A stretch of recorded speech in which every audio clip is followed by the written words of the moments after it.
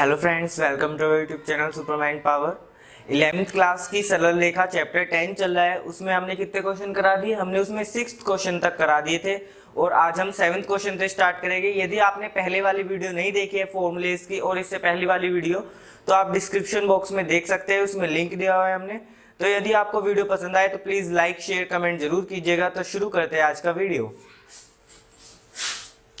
7th question है, उस रेखा का समीकरण ज्ञात कीजिए कि हमें एक रेखा का समीकरण ज्ञात करना है जो y अक्ष की धन दिशा से वामावर्त मापा गया 30 डिग्री का कोण बनाती है।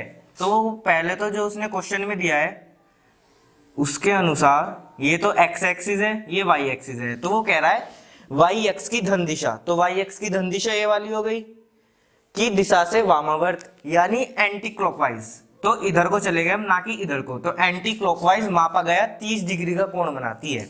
तो हमने मान लिया कि ये कितना डिग्री का कोण बना रही है? 30 डिग्री का। जैसे उसने प्रश्न में दिया है कि उस रेखा का समीकरण ज्ञात कीजिए जो y अक्ष की धन दिशा से वामावर्त मापा गया 30 डिग्री का कोण बनाती है। तो इसका मतलब होता है एंटी क्लॉकवाइज, और कितने डिग्री का बनानी है? 30 डिग्री का। तो हमें इस जो हमने PQ बनाई इसका हमें क्या ज्ञात करना है? इसका हमें समीकरण ज्ञात करना है। वैसे समीकरण वाली एक्सरसाइज अगली है, लेकिन उसमें एक क्वेश्चन पूछ लिया है अगली एक्सरसाइज से, तो हम इसको बता देंगे आपको, कभी आप सोचे कि ये कैसे होगा। तो ये कोण 90 डिग्री होता है। अब हम क्या करेंगे, जो ये रेखा है इसका हम स्लोप निकाल लेंगे। तो स्लोप को मैंने आपको फॉर्मूला बताया था कि एक्स अक्ष की धन दिशा से, एक्स अक्ष की धन दिशा से मापा गया कोण थीटा, तो उसका फॉर्मूला होता है m बराबर tan थीटा। ये आपको पता है। तो ये थीटा कितना हो गया पूरा? ये थीटा हो गया 30 प्लस 90, ये हो गया 120 डिग्री। ये कितना हो गया? 120 डिग्री। 30 प्लस 90, इतना आपको समझ में आया कि इसमें थीटा क्या है? 120 डिग्री। तो इसकी मदद से निकालेंगे हम। इसमें लिखेंगे चूंकि चित्र से थीटा बराबर कितना है? 120 डिग्री। तो हमारे पास m यानी जो इसकी स्लोप या ढाल होगी, यहाँ पे लिख देंगे ढाल। m कितना होगा? m बराबर tan थीटा यानी कितना? tan 120। और अब इसको सॉल्व कर लेंगे तो क्या हो जाएगा? ये हो जाएगा tan 180 माइनस 60, और 180 माइनस 60 यानी माइनस के tan 60, और tan 60 की वैल्यू होती है √3, तो माइनस के √3 आ गया हमारे पास क्या? इसका स्लोप यानी ढाल।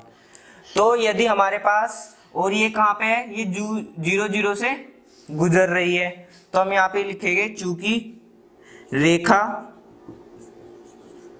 मूल बिंदु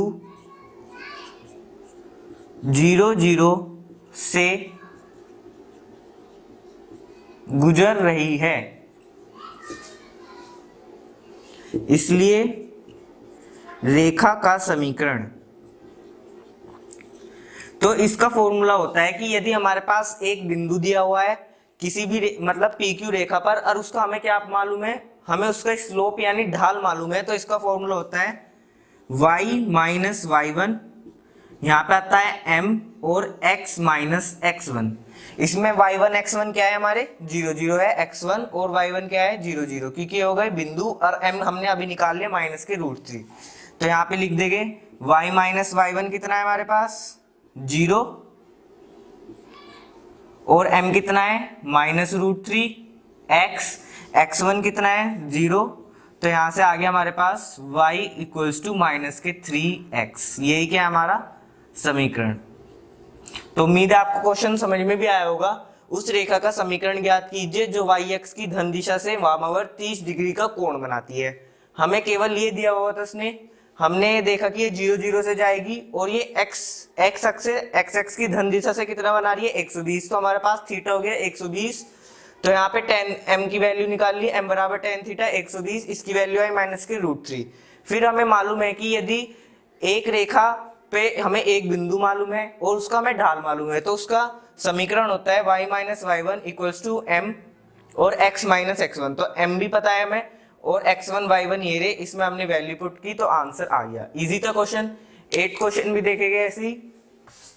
8 क्वेश्चन क्या दिया है उसने? x का मान ज्ञात करना है हमें, जिसके लिए बिंदु x, -1, 2, 2,1 व 4,5 क्या है, संरेख है। मैंने आपको फॉर्मूले वाली वीडियो में बताया था कि जब तीनों बिंदु संरेख होते हैं तो जब हम त्रिभुज का क्षेत्रफल निकालेंगे तो वो किसके बराबर आता है, 0 के बराबर। ऐसा क्यों? क्योंकि जब वे तीनों बिंदु एक ही रेखा पर है तो त्रिभुज बनेगा ही नहीं, तो उसका क्षेत्रफल कितना आएगा, 0।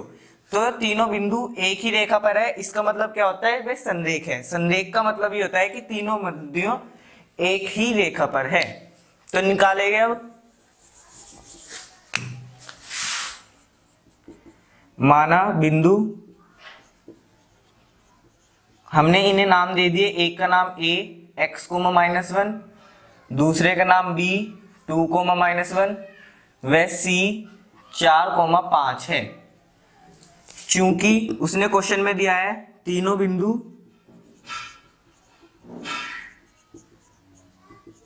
संरेख है, इसलिए त्रिभुज का जो क्षेत्रफल होगा वो कितना होगा, वो 0 होगा, यानी 0 होगा।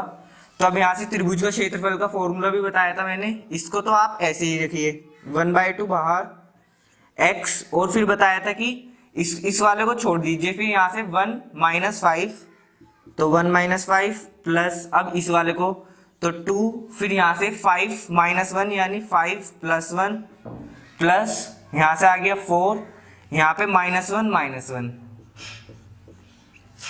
किसके बराबर है, 0 के।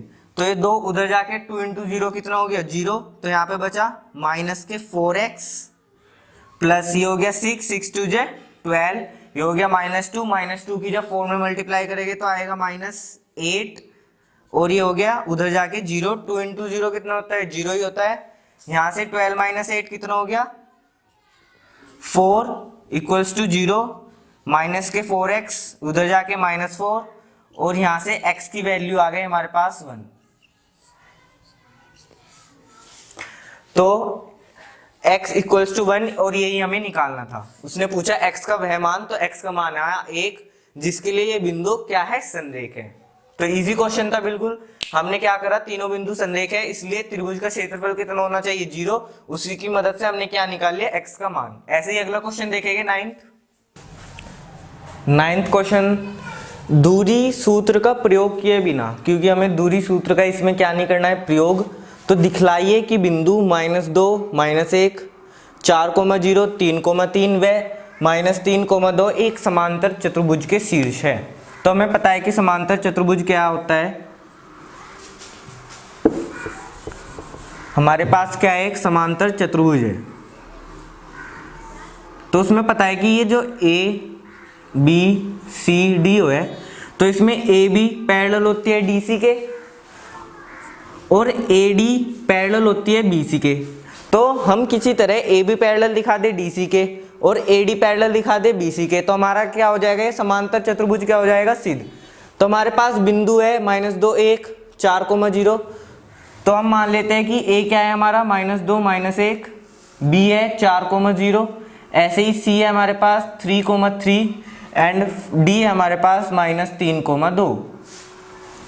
तो यदि हम इन बिंदुओं का स्लोप निकाल ले, इस वाली रेखा का स्लोप, इस वाली रेखा का स्लोप यदि बराबर आ जाए, मैंने आपको बताया था कि यदि m1 = m2 हो तो वे दोनों रेखाएं कैसी होती है, आपस में समांतर होती है। तो हम लिख सकते हैं कि AB पैरेलल किसके है, DC के। तो अब निकाल के देखते हैं कि इनका स्लोप बराबर आता है या नहीं। जो बराबर आएगा तो हम लिख देंगे कि ये पैरेलल है, और नहीं आएगा तो नहीं। तो करके देखेंगे हम इसको। अब तो निकालते हैं AB की ढाल, AB की ढाल, क्या फॉर्मूला था इसका, y2 - y1 / x2 - x1। तो y2 है हमारा 0 और y1 है -1, तो यहाँ पे लिखेंगे 0 -1 यानी +1 हो जाएगा ये माइनस, और 4 - 2 यानी 4 + 2, तो यहाँ से हो गया 1/6। ऐसे ही अब DC की ढाल निकालेंगे, यहाँ से लिखेंगे DC की ढाल, वही y2 - y1 से, तो 3 - 2 और 3 + 3 हो जाएगा ये, तो यहाँ से हो गया 1/6। ऐसे ही AD की ढाल निकालेंगे, AD की ढाल तो हो जाएगा 2 - 1 यानी 2 + 1 अपॉन में -3 - 2 तो ये हो जाएगा -3 + 2। यहाँ पे आ गया 3, यहाँ पे आ गया -1 तो यहाँ पे हो गया -3। ऐसे ही इसकी ढाल निकालेंगे BC की। यहाँ से BC की ढाल कितनी आएगी 3 - 0 अपॉन में 3 - 4 तो ये हो गया -3। तो अब आप देख रहे होगे कि AB की ढाल किसके बराबर है DC की ढाल के, और AD की ढाल किसके बराबर है BC की ढाल के। लिखेंगे यहाँ पे चूंकि AB की ढाल बराबर किसके है, AB की ढाल किसके बराबर है DC की ढाल के, DC की ढाल, इसलिए AB जो पैरेलल होगी वो किसके होगी DC के। ऐसे ही ये वाला चूंकि AD की ढाल बराबर है BC की ढाल के,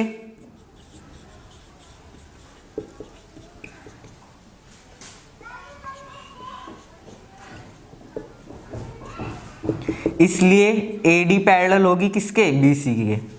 तो अब हम लिख सकते हैं चूंकि ये दोनों आपस में क्या हो गई, ये वाली इसके समांतर हो गई, ये वाली इसके समांतर हो गई, तो ये क्या कर रहा है ABCD एक समांतर चतुर्भुज का निर्माण कर रहा है। तो इससे हमारा क्वेश्चन सिद्ध हो गया कि एक समांतर चतुर्भुज के क्या है शीर्ष है। तो इसलिए लिख सकते हैं हम, इसलिए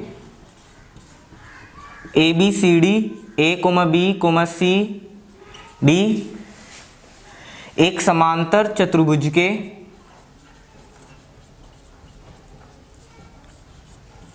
शीर्ष है। और यही हमें क्या करना था प्रूफ। तो इजी क्वेश्चन था। इसमें क्या करा, उसमें दूरी का सूत्र का प्रयोग नहीं करना था, क्योंकि हम इसमें दूरी का सूत्र का प्रयोग लगा के इसे कर सकते थे। लेकिन हमने फिर क्या करा कि हमारे पास एक अप्रोच ये बन रही थी कि यदि इसकी ढाल इसके बराबर आ जाए तो ये दोनों आपस में कैसे हो जाएंगे समांतर, और इसकी ढाल के बराबर हो जाए तो ये समांतर हो जाएगा। तो वही हुआ, AB की ढाल किसके बराबर हुई DC के, तो ये दोनों समांतर हो गए। ऐसे ही इस वाले की ढाल BC के समांतर हो गई तो ये समांतर हो गए। तो ऐसे ही हो गया कि ये ABCD क्या हो गए, एक समांतर चतुर्भुज के शीर्ष हो गए। उम्मीद है आपको ये क्वेश्चन समझ में आया होगा और वीडियो भी आपको पसंद आई होगी। तो प्लीज़ इसे लाइक करना ना भूले और चैनल को सब्सक्राइब करना भी ना भूले। ऐसी ही आगे तक वीडियो चलती रहेगी। यदि आप 1K का टारगेट पूरा कर लेते हैं तो हमारी लाइव क्लास स्टार्ट हो जाएगी। तो see you again and thank you for watching this video.